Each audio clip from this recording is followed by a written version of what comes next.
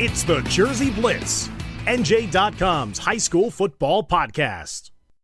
Hello, Jersey football fans. I'm Dan Long, and on today's episode, we will preview all of the 2025 NJSIAA State Football Finals, as I'll be joined here on the podcast by Ryan Patti, Donovan Hugel, Mike Kinney, Bill Evans, and Kevin Minnick.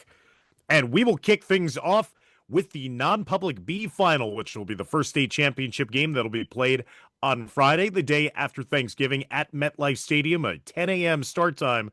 So make sure to get your turkey and your tryptophan out of your system, because we're going to be getting right away with DePaul taking on Paramus Catholic. And Ryan Patti, as we come here to break down this game, you have the Spartans, who are the reigning non-public B state champs, and they're looking like, okay, they have the ability to repeat again here in non-public B, but they had a stiff test presented to them by Paramus Catholic in the regular season, so they are not going to be by any means the heavy favorite here heading into this non-public B final. This is going to be a competitive game in your mind, correct? Yeah, and I'm glad we're starting with DePaul, because there was actually some news that came out of last week's win over Holy Spirit, and it's that starting quarterback, Derek Zammit, got hurt. He re-injured the ankle that's been bothering him all season. He got sacked in the third quarter, didn't return, and he was on crutches after the game and iced up. I mean, he's a tough as nails kid. I'm expecting him to play. I feel like his ankles always have that spat tape on them all the time. You know, he's just one of those kids where he'll lace it up no matter what. But I think it's a big deal either way, because his mobility is definitely going to be affected here. And if he doesn't play, forget about it. I mean, it completely tips the scale here fully in Paramus Catholic's favor. But I'm expecting him to play and just have his running ability kind of limited, but that's still a big deal. And I know Coach Russo obviously is preparing for him to play from Paramus Catholic. The key here, again, for DePaul is Marquand Carter, the senior running back. In their two playoff games, he's got 278 yards, 4 touchdowns this postseason, and it's only on 28 carries. So it's going to be him, Sean Nevers, AJ Larkin, Colin Woodle, those guys out of the backfield controlling the time of possession. And also, you know, doing some work in the short passing game. You know, this DePaul defense has been fantastic. You know, they get after the passer, they stop ball carriers for losses, they take the ball away, they score defensive touchdowns. They have 5 of them on the season. And they have kids, you know, in all 3 levels that are athletic. And a lot of those kids play offense. So if they get the ball on defense, they have that nose for the end zone. So those guys need to be rested. Those guys need to be not on the field a whole lot. And I think it's really all going to be about how well DePaul can control the time of possession, at least from DePaul's standpoint. I was going to say, now, if you're having Zammit being hobbled and, you know, certainly not close to 100%, but who really is at this point, now do you feel like if you're Paramus Catholic, you could sell out more, thinking that if he's in the game, he might just be there to be handing off to running back, so maybe you could run blitz a little bit more, or if he's in the pocket, you're trying to collapse that pocket even more so. What do you think is going on in terms of the defensive mindset if Zammit is not going to be that threat, where in just last year's game, he ran for 2 rushing touchdowns in the state final? Yeah, look, and I mean, look, Paramus Catholic had a chance to win that game in the regular season. They're not, I've said it all year, their goal is to outscore you. They're not, defense is not their game, but they're playing a little bit better defensively. They're getting very aggressive, you know, with how they do things in all 3 levels of the defense. And, you know, they had a chance to win the game in the regular season. They led at halftime. DePaul went on a run in the second half, and PC was driving with the chance to win the game late, and they fumbled in the red zone. And that's kind of been the story with PC all season. They've been there in a lot of games. They've gotten blown out in a couple games, Bergen to name one of them, and they're 6-6. But, you know, back and forth with St. Peter's, back and forth with Iona Prep. They were down 7-0 at half to Bosco, even though they lost that game 28-0. So that record's very, very deceiving. I mean, they're a 6-6 team that's they're one of the top teams in the state. You know, let's be real. They have a lot of upside. And I think what they're doing offensively is going to be challenging for DePaul. And Coach Nick Campanelli admitted it to me. He's like, hey, they have more team speed than us. And then the quarterback play of Rowan Martin, you know, has been a treat to watch. You know, Marco Green, very good player, and I think they're still in this position if Marco Green had started the whole season. But Rowan Martin takes over in the middle of the year, and he's been awesome. He's been a dual threat guy. He's got a lot of mobility. He's had over 60 rushing yards in 4 games this year. He had a season high 98 against Del Barton in that season finale that they won. And, you know, listen, this could be a different beast for them. They're playing in MetLife. It's against a really good DePaul defense. That's a big stage for a sophomore. I hope he's ready to get out of bed early, 10 o'clock start. But I'm sold on him. He's got the chance to be a really good player, and I think he's going to be ready for this moment. But guys like Nakai Martin, guys like Chukuma Odo, who had over 300 yards last week rushing, there's a lot of guys in this offense that could hurt DePaul. Ryan, how much in your mind, in covering high school football the last couple of years, how much does experience matter in a game like this when you're having, as you mentioned, DePaul has been in these battles year in, year out. They split their 4 matchups with Red Band Catholic, but they've been at MetLife. They understand what that stage means. For Paramus Catholic, this is something completely different for them. Getting to a state final, playing in a game of this magnitude. Nobody really has been on the roster since they last were at this level under Coach Sabella. Do you feel that this factors into this game, or it's kind of like, no, at this point, both teams are battle hardened, having gone through the Super Football Conference. Here we go. I think it certainly matters, but I think the experience that's going to matter the most is the experience of playing in the United Red versus the United White. Paramus Catholic had the chance to play against Bergen Catholic. They had the chance to play against St. Joe's early in the season where, things weren't going right. They were 1-4. They were, a lot of times where, this coaching staff was not happy with how things were. Battle tested early, and they've righted the ship. They've won, I guess it's now been 6 of their last 8 games. So, 5 of their last 8 games, but they faced a lot of, adversity. I think they're going to be ready for this moment. I think the experience that matters is the experience against that loaded schedule. They played against Iona Prep, a team that was ranked in the top 100 in the country. So I think Paramus Catholic, even though you have a sophomore in Rowan Martin, a lot of juniors on this team that are starting, giving you significant minutes. AJ Lopez, a sophomore. They have a lot of kids who, haven't played in 4 state title games like Derek Zammit will be playing in this time. But I think they're going to be ready for this moment. I think that they're battle tested and they've played the schedule that has them ready for a state championship game. All right, because it's the preview of the state championships, I'm going to be pressing all of you guys. Ryan, give me your pick for this state championship final in non-public B, the first championship that will be played at MetLife on Friday morning. I'm picking Paramus Catholic, and I know it's tough to pick against DePaul's defense with how good they've been. They turn over a lot of people, like I said, tackles for loss, defensive touchdowns. But this could be PC's launching pad moment, right? Like I mentioned, a lot of sophomores and juniors. A lot of these kids are coming back. Rowan Martin's a sophomore. Nakai Martin's a junior. Lopez is sophomore. Austin Barrett's a really good kid in the secondary. He's coming back as a junior. So listen, this is a really good team. Like I said, even with the inexperience. So, I'm going to say that this is the launching pad, right? Like this could be where they win this and then they win another, like 2 more, right? Or at least 1 more. So I like Paramus Catholic a lot in this game. I think the Zammit injury is a factor, and I'm going with this momentum that Coach Russo and his staff have. Interesting. So now we go to the second game at MetLife that'll follow that one in non-public B. It is going to be for the Group 5 state championship. We already know that we will have a new Group 5 state champion and only the second different team to win that title in the history of the state championships because Toms River North was dispatched earlier in the postseason. This matchup's going to be Passaic Tech taking on Washington Township, and we'll bring on Kevin Minnick. And Kevin, Washington Township, they have been playing great football all season long. They've been passing all of those stiff tests that they've had presented to them throughout the regular season and their run here to the postseason. Do you think it finishes off with this opportunity for Washington Township to hoist some hardware at MetLife Stadium?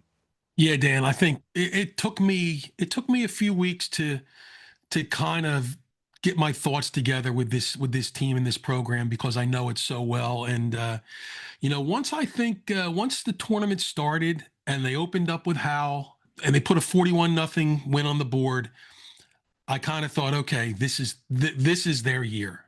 And you mentioned stiff tests. They really haven't been tested all that much, except for really 2 games against Kingsway. And in those 2 games, the regular season game, they come back to win. They scored 12 points, I believe, was in the last 5 minutes or so, and the game winner within the last minute and a half or so. And, the other night when they play Kingsway again, Kingsway is without its two best players, arguably its two best players, but Kingsway came out and really played a phenomenal game. But there was never a sense. I didn't feel it, and a lot of people around me, other reporters and all that, talking to different guys, there was never a sense that Township was going to lose the game, that there was never a sense that there was any panic. Every time Kingsway did something, whether it be a big play, a touchdown, Township came back and answered them with something that was even bigger. So, this team has been built kind of, it's a cliche, but this team has been built for this particular season. This group has been highly successful since the youth level. They come into the varsity level as freshmen, and obviously everybody's not playing as a freshman, but they, throughout the last 4 years, everyone's working their way back to kind of where the team was when they were much younger. And, they have just been so dominant on both sides of the ball. The kicking game is fantastic as well. It hasn't come down to a kick, but they have a kicker in Luke Sheets. They have a punter in Parker Reese. They have just put everything together, and their demeanor has never changed. Colacino, the starting quarterback for the past 3 seasons, you'd never know what the heck's going on in this kid's head because his expression never changes.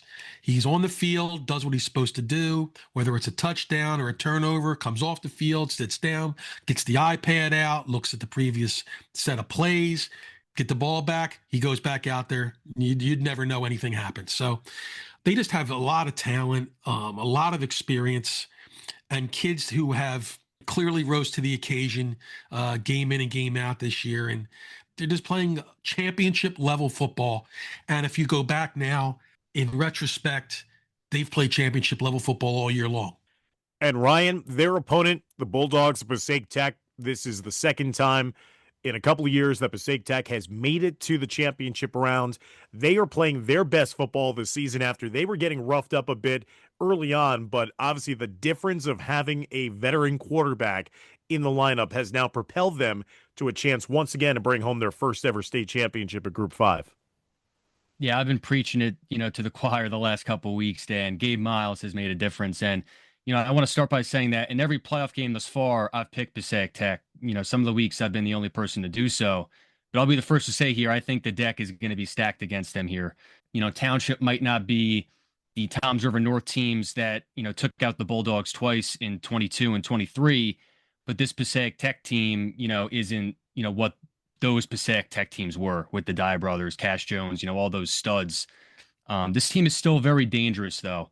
They have explosiveness on both sides of the ball. They have the potential to hit big plays through the air with Miles, really strong arm quarterback. He could run as well. Ian McDuffie's a good receiver, a physical receiver. Tyson Watkins can take the top off the defense. And then, on the ground, Kadir Young, we've seen a lot of that lately. 58 carries for 470 yards and 5 touchdowns this postseason. In the entire season, he's got 18 total touchdowns. And, I mentioned the defense, how explosive that could be from time to time. And, we have this team down in our stats for 18 takeaways, 5 defensive touchdowns.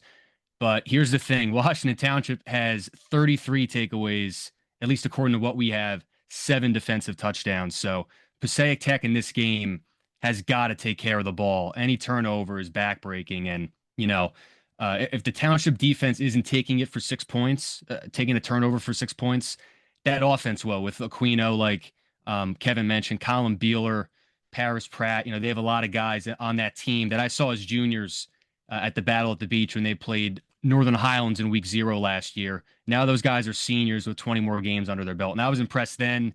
I think I'm going to come away even more impressed on Friday. This is going to be a very tall task for Passaic Tech, but not impossible. They've played against, the likes of Burlington Township, West Orange twice, Ramapo. They're battle tested. They beat a West Orange team with 56 points a couple weeks ago. I think it's going to have to be that kind of shootout. It's going to be really, really tough. I probably like Township by a couple scores, maybe 2 touchdowns, but it's not impossible for Passaic Tech. They've been on this stage before. And Kevin, I would assume you're thinking that Washington Township's just going to roll in this one? Last week, I kind of thought that they were going to roll Kingsway given the circumstances, and it didn't happen. But like I said, I never felt as though the game was away from them. But to roll, I don't know if I want to go that far because inevitably it would end up being a close game. But I do think that this is their year, and I think that they have the horses to get the job done. Ryan mentioned a couple of names, and I'll throw two more at you: and Andrew Osborne and Jalen Robinson, both really. If you look at them, they're two-way standouts, but they really are predominantly big players on defense. But push comes to shove, and they're in the backfield on offense. Andrew Osborne has done some incredible things running the football. And Jalen Robinson, here's a kid who he's maybe touched the ball, I don't know, 60 times in his career, and he's scoring 9, 10 touchdowns already. So, he had an 80-yard run last week. 12-yard run, both in the second half, and gave them a real big spark. He ends up with 135 yards on 6 carries in the second half only. So, Colin Beeler is the primary back, but I think if they need, some really hard-earned runs, hard-earned yards, and they're down near the goal line. Jalen Robinson, Osborne are two guys that might get the ball, not necessarily Beeler, and they're just tough as nails. So yeah, I don't want to go out and saying this, they're going to Township. They haven't been held under 35 points but one time this year, so they're going to score. It could be an avalanche. They could score a few, make a couple stops, add another defensive touchdown. Next thing you know, they're up by 4 TDs. But I don't want to go that far. I just want to feel comfortable thinking that I think in this particular game on this day they're going to be the better team, and I think that they've proven that all year. So the third game on Black Friday is going to be for the Group 3 state final at MetLife Stadium. It's going to be a matchup featuring Cedar Creek and Old Tappan. And now we bring on to the show Bill Evans to talk about Cedar Creek and their road here to the Meadowlands. And how does Cedar Creek engineer, Bill, an opportunity to finally knock off Old Tappan, a team that seems to just be rolling each and every week to big lopsided victories and is trying to once again capture a Group 3 state championship?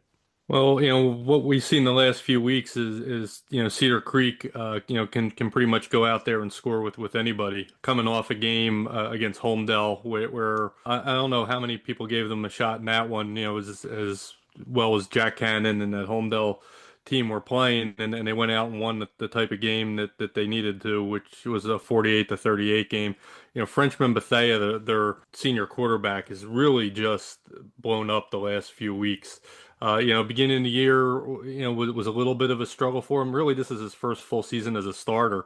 Started for a little bit last year, but was more of a defensive back. And then this year came in and took a couple games for him to really settle into the role. But again, he's just he's a dual threat. He threw for 285 last week. He ran for 166.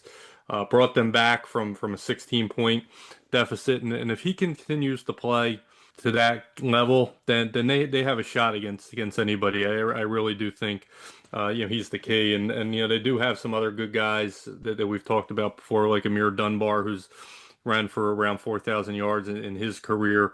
So they're very balanced. They've won some close games, and last week being one of them. The week before against Mainland, that incredible last a minute touchdown pass from Bethea to Giant King. They won that one 34-28. The week before, beat Pleasantville 15-12. So this is a team that, when they get into the fourth quarter in a tight game, they're not afraid of the moment. They've really risen to the moment most of the year. They've had a couple games where they've been held down. First game of the year they only scored 7, but it's way back in August. But after that, they went on and scored over 40 the next 4 games, 6 of the next 7, 35 in the other one. Like I said, the last couple weeks in the playoffs, they've put some points up. I don't know if they're going to hold Old Tappan down. I mean, their defense is solid, but really they're a better offensive team, and I really think they're going to try to get into another shootout, get this game into the fourth quarter, and give themselves a chance. And I. This is again the program that in the 15 or so years that they've been around has won 4 sectional titles. They're built for November and December, and I don't think they're going to be afraid, and I think they're going to give Old Tappan everything they have, and they definitely have a shot in this one. Ryan, it's come to a point where you have some certainties in life: death, taxes, and Old Tappan. What does Old Tappan need to do once again to hoist that championship trophy at the end and prove to be one of the top public school programs consistently in the state of New Jersey? Yeah, I want to touch on last week before we dive into this game a little bit. It was another week, another blowout for Old Tappan, and they beat West Morris 35-0. And I thought this game had the chance to be kind of tight. West Morris has that wing T offense. They're, very big and physical, and they've been in and out of our top 20. Wayne Hills was another team in and out of our top 20. These might not be top 10 teams, but these are like top 30 or so teams that Old Tappan is just beating the life out of, like putting running clocks on them, non-competitive games. So, and if you don't think they've been tested, they've played Northern Highlands, they've played Ramapo, they beat both of them. So this is just, like I've mentioned, they're the Bergen Catholic of the public schools up here. Zach Maselli, the junior quarterback, he's up to 30 passing touchdowns, just 2 interceptions. He's got 6 rushing touchdowns as well, and he's completing over 86% of his passes in the postseason. He's absolutely sensational. He's not the biggest kid either. He's got a lot of heart. He's got a good cast around him, and the offense is just doing its thing. And I trust them a lot going into this game. As talented as Cedar Creek is, I mean, Cedar Creek's got a lot of good athletes, a lot of studs on that team. I'm most interested, I would say, and every week I say this about Old Tappan, I'm most interested in seeing what defensive coordinator Joe Klaus does. He runs that stack defense where they have linebackers right behind the D-line. It kind of helps disguise what they're going to do. They could drop the guys back in coverage. They can, send pressure. It's pretty unpredictable. And I think you're going to see a lot of guys kind of stay in the box because of, like Bill mentioned, Amir Dunbar. He's had an awesome season, running the ball really well. And they're probably going to have to spy Frenchman Bethea as well, because this is a team that could really run the ball. So the run defense isn't a weakness of Old Tappan's, but they got beat up on the ground by Ramapo and Highlands, so they are susceptible to it a little bit. But, I mean, they answered the bell against West Morris. 0 points for West Morris last week, and that's been a really good wing T offense, really the last 5-6 years. So you can go even longer than that. But Dunbar is a beast. Like I said, Frenchman Bethea can run. So, Old Tappan's got to kind of sell out and show up against the run, and there's no one that I really trust more to do that than Joe Klaus. I think Joe Klaus can have a really good game plan. So I'm going to pick Old Tappan to win this game. Brian Dunn going for win number 200. They're going for their 3rd title in the last 4 years. And kind of like how I feel about Paramus Catholic, I think this could also be, another launching pad, another year where, Maselli's coming back, Leo Eder, Shane Small, Christakis Nicolo, all these kids are juniors. Nick Blanchard's another kid. And I've also heard that, their peewee teams, their junior teams, 4th grade, 6th grade, 8th grade, they all made the Super Bowl. So this is a program that's going to keep winning, I think. But it all comes down to Friday. Friday would be a big milestone. It'd be win number 200 for Brian Dunn. And what better place to get it completed than at the Meadowlands? And Bill, who do you have as your official pick in that game? Yeah, well, I'll try not to be a homer here. I do think that this is, South Jersey's had a great year, and they've got a team in all 5 of the public school finals. I think this might be the one that South Jersey doesn't win. I do feel, and I know we'll come around to my picks on some of the other games, but I mean, I do think Glassboro and Washington Township are significant favorites. I think Winslow's a heavy favorite, and I think Camden's a slight favorite. This is the one team that's an underdog. Again, it wouldn't surprise me if Cedar Creek won for all the reasons that I mentioned. But I will favor Old Tappan here. They've been here. They're a veteran team. They'll I think they're favored and probably win a game. But I do expect Cedar Creek to be competitive. All right, now we head to our 4th and final game at MetLife Stadium, and it's the one for all the marbles in non-public A, as St. Joe's Regional takes on Don Bosco Prep. First time in a while that not having Bergen Catholic being one of the teams competing for this championship. Bergen Catholic has been the kings of non-public A for the last 4 consecutive seasons that have made appearances there. So now it's going to be some new blood for the first time since 2019 when Don Bosco had lost to St. Peter's Prep. And Don Bosco passed their test once again. They slayed Goliath, the boogeyman that had been bothering them in their arch rival, in a 10-10 game. They got separation in the second half and then rolled to a win against the Crusaders. St. Joe's had to rally from behind after they had taken an early lead against St. Peter's Prep in their semifinal, and now you have Sabella versus Hoffmann in this great matchup versus 1 versus 2 in the Garden State. Yeah, this is going to be a phenomenal game, and I think it has all the makings of being just as close of a game as it was in the regular season. I think it would be a disappointment if it wasn't as close as it was in the regular season. And I think for Bosco's end, like you said, they've passed every test so far this season. They've beaten everybody. They even beat Joe's several weeks ago by the slimmest of margin, 17-14 in OT. And the goal of the offense in that game, the goal of the offense against Bergen twice, against Peters, was protect the ball, win the time of possession, run sustained drives, and move the chains. And that's going to be the goal for them again. Like, that's been the goal of their offense all season, with Carson Shane playing behind the line of Noah Shippey, Rhett Morris, Joey Lucas, Mike O'Negian, and Danny Zenzer. And, they've all been able to be effective. There isn't much of a different game plan that we're going to see offensively in this game. I think the real key here for Bosco is the defense, which is funny because the defense has been their best unit all season, and they've stood up to every team that they've played, only allowed 106 points, forced multiple turnovers against Bergen. And like you said, Dan Sabella mentioned it when I spoke with him yesterday, that why the defense is the key for them is that they're going to have to tackle in space. And it's specifically because of one man for St. Joe's, and it's because of Nate Bailey and playing the way that he is. And it's not that the Bosco defense has been bad this year. It's just that Bailey is just this game-breaking talent for Joe's. And there aren't many players. There might not be a better player in New Jersey football playing at a higher level than he is right now. So Joe's is going to try to get him the ball in space. They have people like Richard Regaglioso and Keyshawn Bryant who can really run up the middle and set up those plays to the outside. But when it comes down to it, it's going to be a battle of Bosco's defense versus Nate Bailey.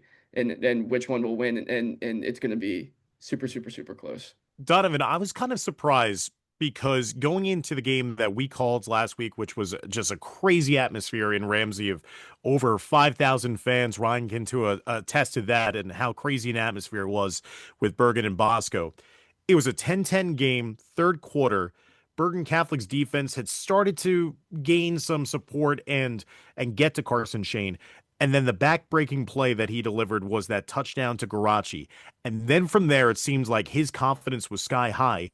And going into that game, you probably had as a defensive game plan, if you're an opponent, make Carson Shane beat you. Well, he did that with a couple of big conversions down the field then against BC secondary with Isaiah Alvarez.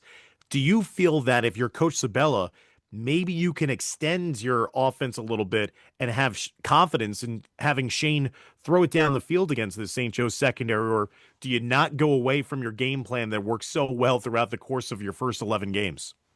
I think you definitely can extend the offense, like you said, with Shane, hitting Isaiah Alvarez on a deep ball. He's hit Shane and Isaiah Alvarez specifically have connected on several deep balls this year. Shane can really throw a nice deep ball. We saw that against DePaul when they put up 47 points. I think he hit Alvarez on 3 different deep balls, 2 of them for touchdowns. So yeah, and I think that's important as well because while the Bosco run game has been good, it hasn't been otherworldly. It hasn't been something where they're carving up defenses for 60, 70, 80 yards on big plays. It's been a lot of Dante DeLuca and Kasai Thomas just running up the middle and gaining yards in 4 or 5 yard chunks. So I definitely think that you can count on Sabella can count on Shane to really kind of push the pace at points in this game. And we've seen it with Joe's defense as well. This defense is playing up to its potential over these last several weeks, but there was kind of a bend, don't break performance there against Peters, where Peters really punched them in the mouth in the second and third quarters. And when they went up 21-13,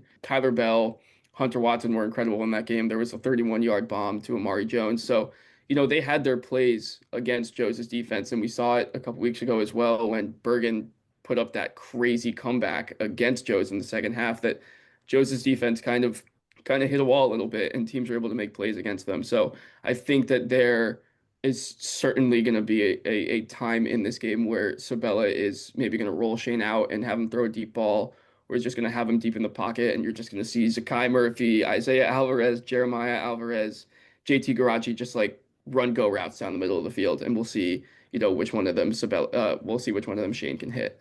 And Donovan, for St. Joe's on the other side, they get back to the state final. after they were just stuck on getting 6-win seasons the last couple of campaigns. They get to this point. There is no moral victory in St. Joe's football history. They're looking for their 20th title. Everyone and their mother knows about Nate Bailey. Who do you think has to emerge as a dominant force? Is this where you have that signature performance by a defensive player that can maybe lead them to that state championship?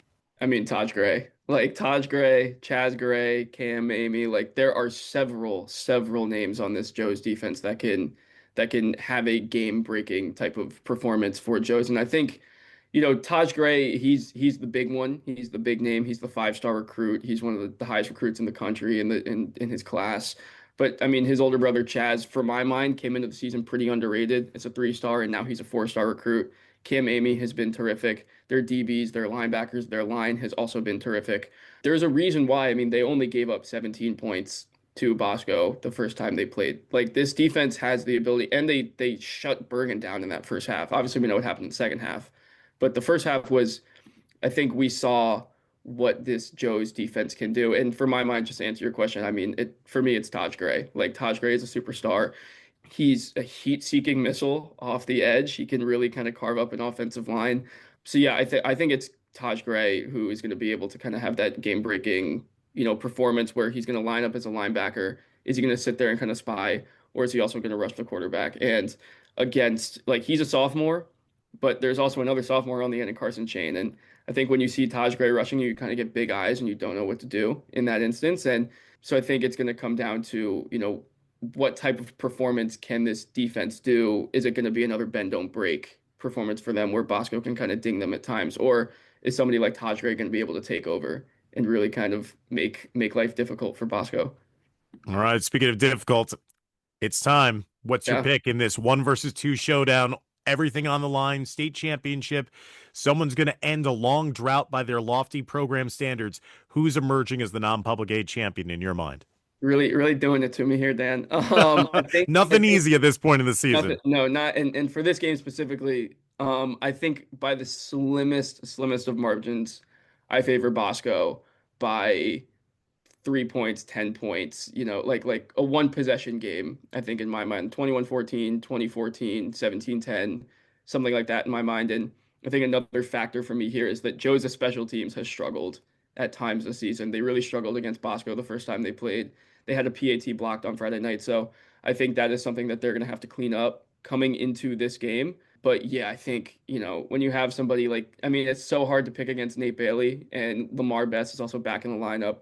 He offers a little bit more in the run game, but they haven't really been able to test the downfield play, like long deep balls since Best came back in the lineup. I think he only threw, I think 2 on Friday night against Peters. So that it's a part of Joe's game that is missing a little bit because of his shoulder injury. So I think for all those reasons, I favor Bosco by a very slim margin. So those are the first 4 state championship games that are all going to be played on Friday night at MetLife Stadium.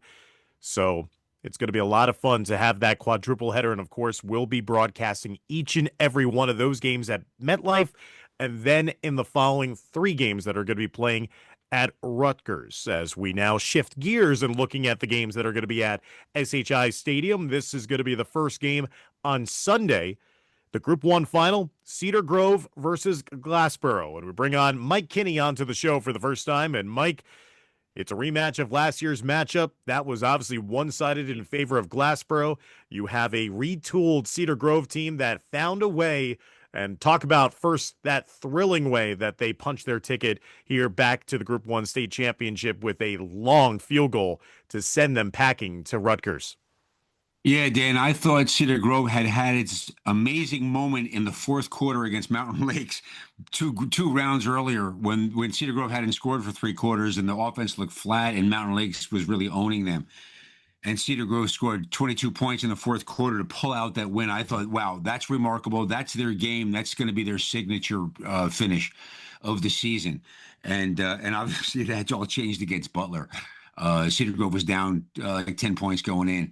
And first of all, Pierce Alsfage in the fourth quarter did a tremendous job of tying the game, leading a drive that tied the game in the fourth quarter to give them a chance to stay in the game. Then the defense responded against a very dangerous Butler team, gave the ball back to Cedar Grove. Cedar Grove drove and got the ball in the position where, okay, for a college guy or okay for an NFL guy to say, okay, here we go, 49-yarder.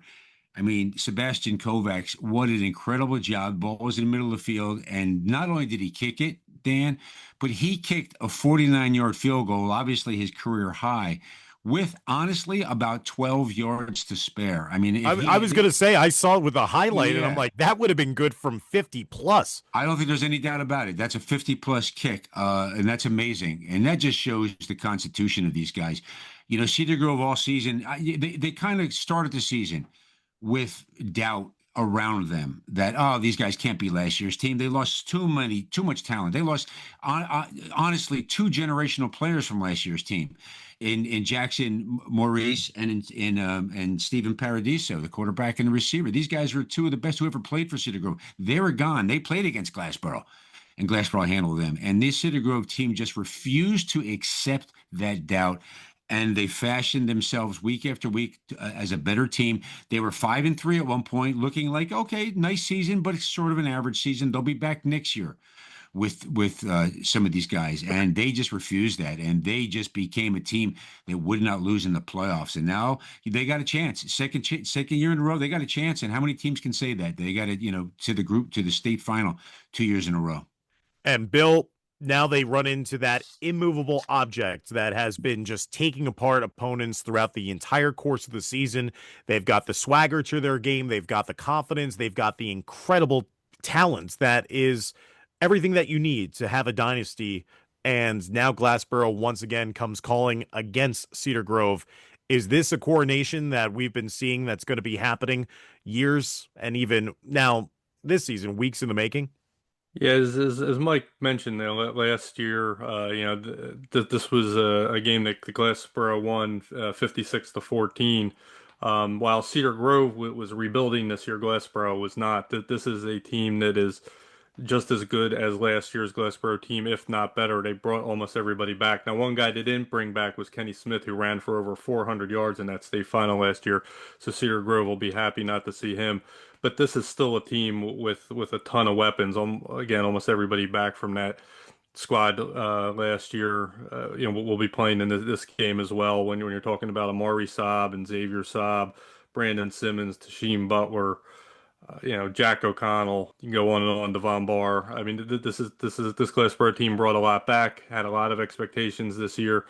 Didn't play the greatest schedule. We thought that they might get tested by Burlington City last week. They sort of did for a half. It was only 15-0, as we've seen the last few weeks. Teams can maybe hang with Glassboro for a half, and then they seem to go into that locker room and come out, like Superman. That they're just unstoppable, and that they pulled away in the second half and won this game 44-8.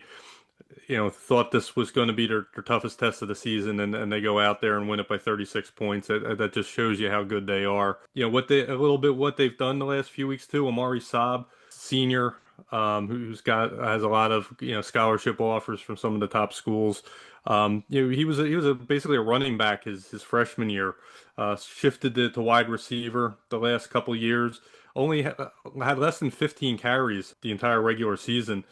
They've moved him more in as part of a backfield rotation. He had 15 carries this past week for 121 yards, had 15 carries the week before for over 200 yards.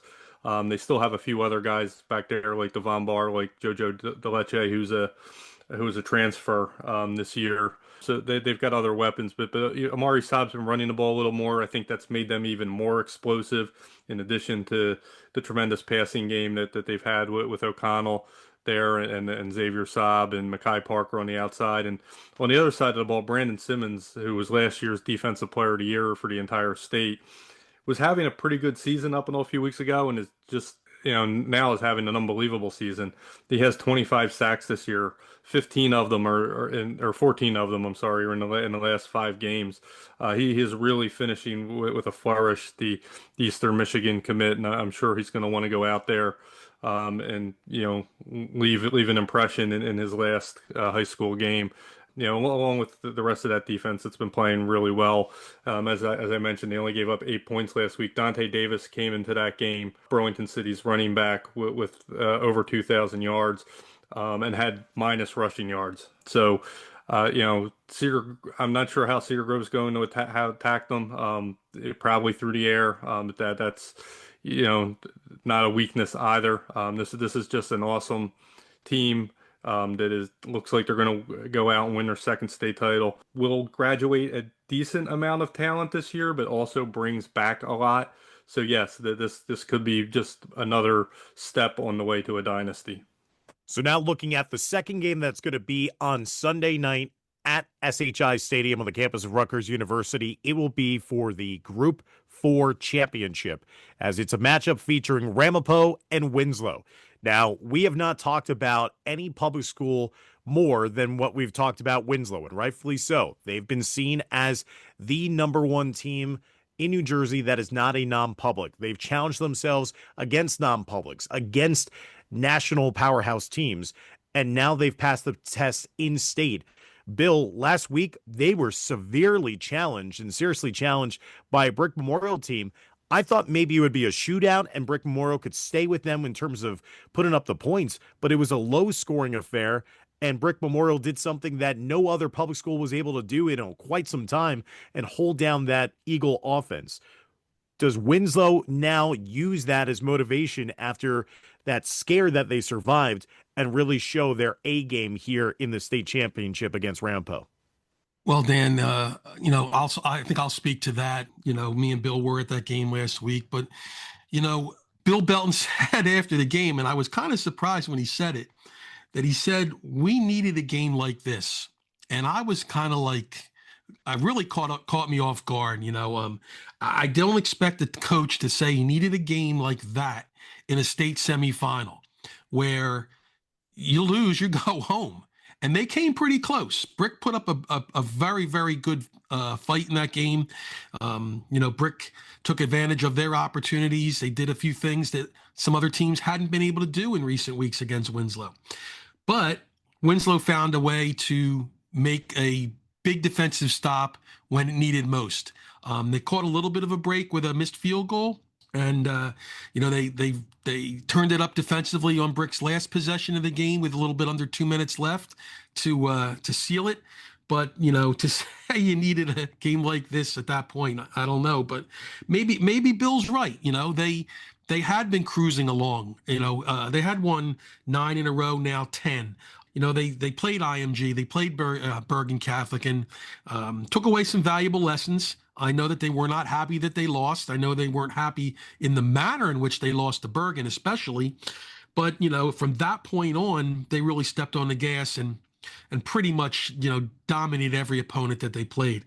They did not dominate Brick Memorial last week. So as far as Ramapo is concerned, I don't know how they're looking at this, because Winslow plays like that again. I don't know that they repeat as a champion, but I think Winslow is this week of practice might be the toughest week of practice mentally that they've had all season, because they can't make mistakes like they did. They can't play the way they did last week, or if they do, they'll end up on the L side. So, I think I look at this game and I just say to myself, I just have this feeling that Winslow is going to come out and they are going to just play to the level that they have played all season long and then step on the gas for a little bit more. Jalen Parker's coming off of an all-state season as a sophomore. The kid's throwing for 41 touchdowns and over 3,000 yards, and he has another game left. His next touchdown pass sets the state record for career touchdown passes. It took Devin Leary, 4 seasons to do that, until his senior year in 2017 to get that, and Jalen's looking at it now. So I think they come out. I think, they have started games by running the football, and they very well could do that again. The defense has shown up at every game, and, cliche says the defense travels, and this defense is very good. So, a 2 hour or an hour and a half bus ride or change up to Rutgers. They're going to do a little traveling, but they'll be ready to play. And, they've been rock solid all season long as well. So I think last week at this point, there was a win and survive. Bill said that Bill Belton said that after the game, win and survive at this point. So, they got one more game left to show just how dominant a public school that they have been. So I expect nothing less than pretty much, what they have done all season. And Kevin, what really made them look mortal last week against Brick? What is something that, if you're the Rampo coaches, you're probably saying, hey, if we could find a way to replicate what happened last week, we're going to be right in the thick of it? Or was it something that you thought, okay, it was a couple of bounces that went Brick's way, that's going to be fluky, that's not going to be what Winslow necessarily has to worry about this time around? What made them mortal, and what could possibly concern Coach Belton and the rest of his staff? It was kind of strange, Dan, to be honest with you, but they came out with almost this lack of urgency. Like, it's just another game, and we'll score when we score, and we'll do that. And they didn't, and it was almost as if they were just a tad bit conservative. They've been using that passing game all season long, and obviously that's their major strength. But they didn't seem to want to throw those short passes and let those guys use their speed in space to turn those 5-yard screens into 15-yard plays, or even more, longer plays, move the chains, even touchdowns. They just seemed to be a little bit more conservative last week, and a little bit more, there wasn't this sense of urgency. And to be completely honest with you, walking their sideline in the second half when Brick came back and made it a game, I got this sense there was a little bit of panic. They hadn't experienced that all season long, even the Bergen. I think the Bergen game got so far away from them that there was not even any time to panic. IMG, there was really no panic in the IMG game. It was a season opener, and they were kind of feeling out and didn't have their whole team. But this game was like, holy, fill in the blank, what's going on now? And that was just very, very odd. I mean, I don't think it was so much Brick. There was one interception, but there was never a point where I thought Winslow did something that gave the ball right back to Brick and allowed them to take the momentum. Brick just took the momentum from them, and a little bit of conservative play calling and the lack of a sense of urgency. I think they never really seemed to get over it. So that's when I thought after the game and talking to some of the coaches that I kind of had a feeling that this week of practice was going to be a little bit tougher, on these guys, that maybe, okay, this can happen to us if we don't put our act together. So I think, like I said, a little bit of a lack of urgency and a little bit of conservatism on the offense, may have hurt them a little bit. Ryan, they will now face a Rampo side that is extremely confident based on how they've been able to get through so many different close challenges. And I was so impressed, obviously, being there in person alongside you against Northern Highlands. They had to make that goal line stand on a game-winning 2-point try in overtime. That advanced them to Phillipsburg. And I had the feeling after seeing Phillipsburg and Rampo several times in person calling games for NJ.com this year that this was going to be a matchup that actually favored Rampo, and Casey Grusser and company took over there and put on a show at Maloney Stadium. Now you have Rampo advancing back to the state final, where they were absolutely humbled years ago by Mainland. What do we see this time around, and is there any possible way that they could pull the upset here against Winslow in your mind? I want to start by saying I understand why Coach Belton said that. His kids... and I agree with him. Like, his kids needed to know what almost losing was like almost having it ripped away from you. And I think the tough part for Ramapo here is that, Winslow got their wake-up call last week, and now you're going to get like a wired and really energetic, Winslow team that for the last the last 2 years has been a notch above every other public school team in the state in terms of talent, and then you could say the same about their scheme. They spread you out and just kind of torment defenses with how fast they are and just how quick the ball comes out of Jalen Parker's hands. And execution-wise, they're great.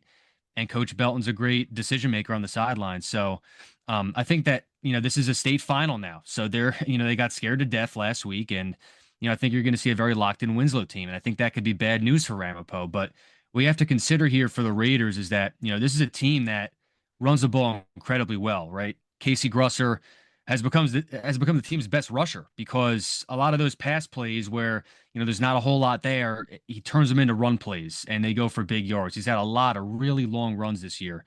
And Liam Hayward's kind of their between the tackles guy. He's been a beast all season. And then last week, Gino Gorga scored twice. He's really been making his impact on defense, but he got involved in the run game a little more last week than he had in the previous few weeks, and he scored twice. Ramapo really established its physicality against Peaburg, which was not the case last year. In this game against Winslow, Ramapo's going to have to control the time of possession. They're going to have to go on long drives, kind of like how Brick did, in order to stay in this game. I think Ramapo is going to be at a really, really severe disadvantage at receiver and defensive back. They can't afford busted coverages. They can't have, Grusser throwing jump balls downfield. This has to be like a very committed effort to running the ball, almost like a service academy run game. They got to run the play clock down to 1 and 2, just about every snap, and they got to keep Winslow's offense off the field. That's how Ramapo is going to compete here. Is if they can do that, they could be mistake-free, execute. They might need Jalen Parker to make a couple mistakes, and they can't, fall behind early. Like if I'm Ramapo, I'm taking the ball first. If Winslow wins the coin toss, I'm hoping they defer. And I'm kind of, if I'm Coach Gattuso, I'm watching the Bergen Catholic tape and I'm finding out a way to just bully them, try to bully them for 48 minutes, win the battle in the trenches, assert your physicality in a big way, and just find a way to dictate the tempo of this game. Ramapo's been unbelievable this year. Really, really good team, battle-tested team, 2 wins over Northern Highlands. They got down to the 2-yard line against Old Tappan. The issue is for Ramapo, I just don't see Winslow kind of napping. I don't want to call it napping, but for lack of a better term, napping like they did against Brick Memorial. And, Winslow, they're playing on turf on Sunday. I think that sometimes that muddy grass field, like a grass field can play against the teams that are, have a lot of team speed. So playing on turf, like there's a lot going Winslow's way in this one. And I think it's just going to have to take something perfect for Ramapo. And I got to go with Winslow. I'd be really surprised if they lost this game.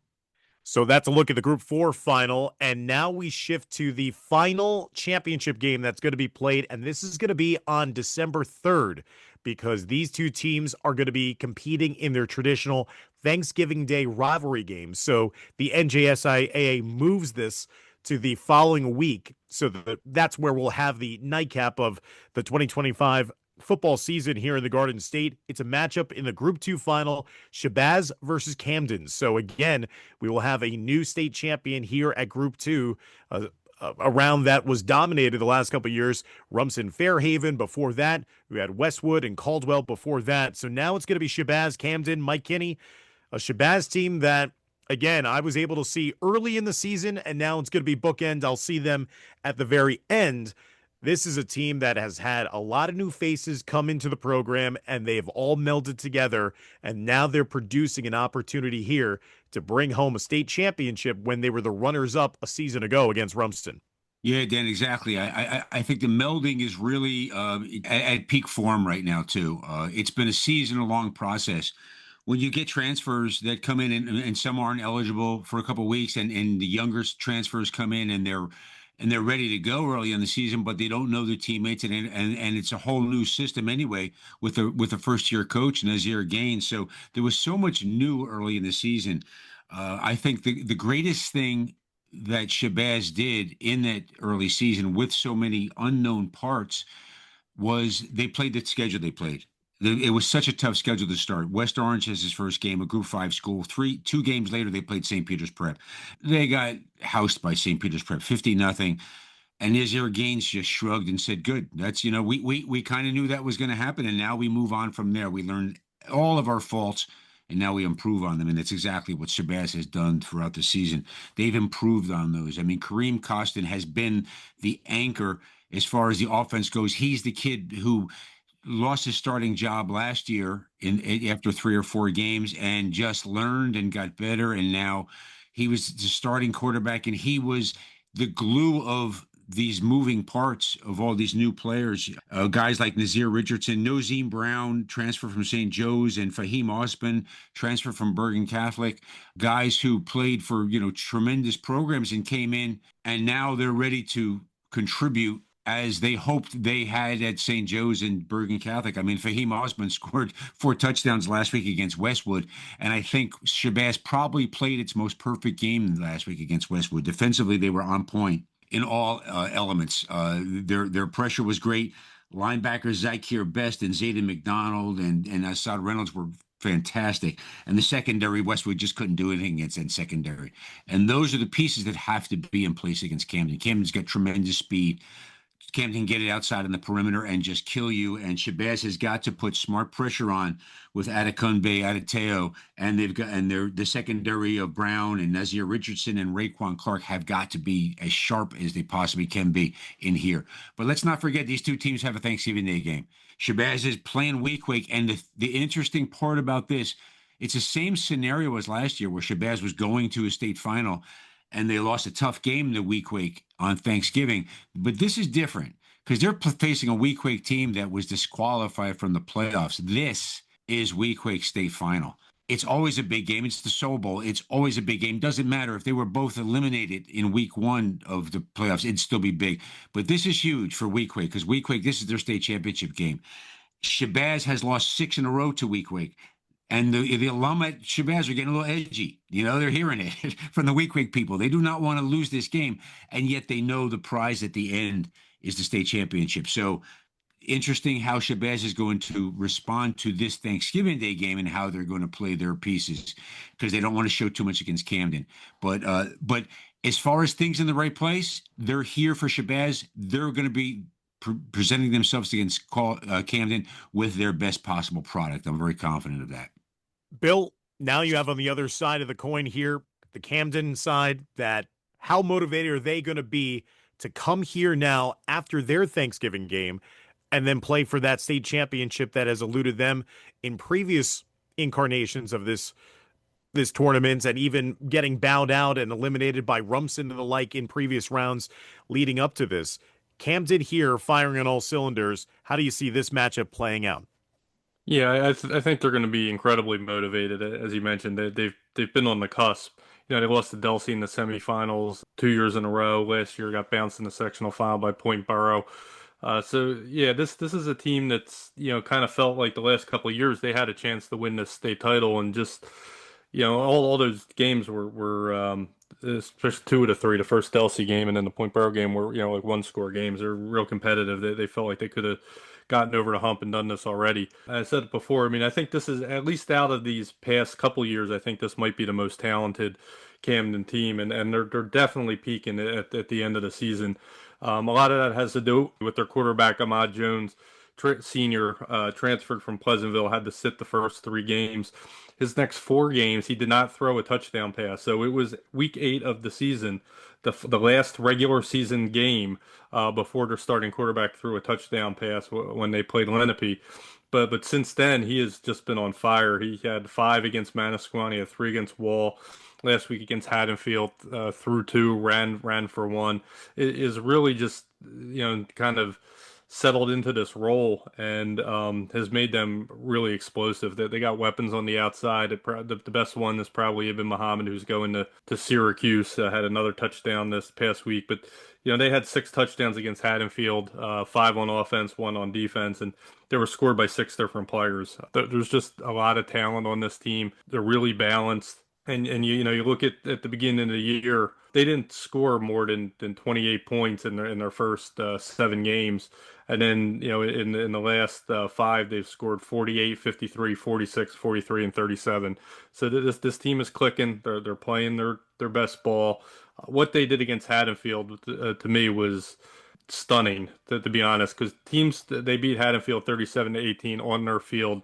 Teams do not beat Haddonfield that way. You know, you can sometimes out-talent Haddonfield, but, you know, especially in the playoffs, they're always in a game. You know, they played Glassboro first game of the season. Obviously, first game of the season, that was a 16-point game. It was competitive into the second half. We know how good Glassboro is, but you have to go back pretty much almost, I think, to 2019 when a very young Haddonfield team coming off an undefeated season where they had beaten Hillside in the regional championship game with a senior-laden team, lost to Hillside the next year in the playoffs 35-0, was completely rebuilding. This Haddonfield team had a lot of veterans on it. This team, Haddonfield team, was playing some of their best ball. We had talked about their running back, Brody Leonard, had run for 588 yards in the previous three playoff games. Camden held him to 8 yards on 9 carries, just shut him down, and it dominated both sides of the line of scrimmage. I could tell pretty much by the second or third series that this game was over. Like there was the dominant to that effect, and like I said, that just doesn't happen to Haddonfield. They're playing real well on both sides of the ball. This is their best team in recent memory, and maybe ever. They had some really good teams about a decade ago with the Brad Hawkins and Ron Johnsons and all those guys, but this team is playing as well as any Camden team I've seen. You have Newark against Camden. I know Rob Hinson, the head coach, is excited about that, and I know that Camden believes this is the team that can make some history, and they're planning to do so, and are extremely motivated to get this thing across the finish line. All right, guys. So for those of you keeping track for this last game, your picks, Bill, are you going with Camden? I am. Just from what I saw this past week, I have trouble seeing anybody on the Group 2 level beating them. I mean, I'd seen them earlier in the year. They were solid. They were really good on defense. The offense was a little bit clunky. The last time I saw them was a rainy game on grass, so you can maybe take that out, but of the equation a little bit. But I just feel they're playing at such a high level that if they come out and play close to that, I just have trouble seeing Shabazz beating them. And Mike, who do you have in this game? I don't think Shabazz has played his best game yet. And what I love about what they've done the last couple of weeks is they've forced mistakes and they've scored directly off mistakes, and they've given themselves great field position by doing that with interceptions, with fumbles, with sacks. And I think they're getting to that point where they're going to be peaking. Zayden McDonald, also the Stanford commit, has not really run the ball very much the last couple of weeks. He had a mid-season injury, and they kind of took him along quite gradually, and he's at a point now where I think Zayden's going to have to do it and can do it. And his running the ball and his leading that defense, I think, is going to be a key against Camden. I'm going with the Bulldogs of Shabazz. I think they're going to pull it off and get their first state championship. Well, we will find out soon enough with all 7 of these games who will be the teams that will be crowned state champions in the 2025 New Jersey high school football season. And a reminder, fans, that from the opening kickoff to the end of the season, NJ.com's award-winning staff of reporters and photojournalists put you in the middle of the action for in-depth coverage of all these games around the state championships, including the photo galleries, recaps, and stats. Be sure to visit nj.com/hssports. And yours truly will be on the call for all 7 of these state championship games on our NJ.com broadcasts. So remember, fans, that you could watch the games live and on demand as an NJ.com subscriber. Visit NJ.com/watch, and you can watch all those games from MetLife and from Rutgers, as we will have you exclusively covered wall to wall here for the state championships starting on Friday. So that'll do it for another episode of the Jersey Blitz. I'd like to thank all of the guys for their unbelievable analysis in getting us ready here for the state championships.